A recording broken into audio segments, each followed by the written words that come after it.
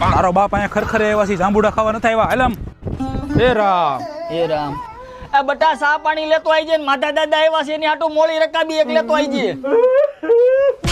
નો મરને મોહણિયો બે લે દાદાને ફોટો ક્યાં? બટેટા હમણાં બહુ મોંઘા થઈ ગયા હોય એવું લાગે છે. બટા ભાઈબંધ તો મારો પીઢિયા જેવો હતો, કાયરમું શું થઈ ગયું? સંડાસ ગયા તા પગ લપસી ગયો. ફેક ન્યા મરી ગયા. ના ગોખરામ પગ ગરી ગયો, એમાં પગ મરડાઈ ગયો. પછી દવાખાને લઈ ગયા. ઠેક તો ન્યા.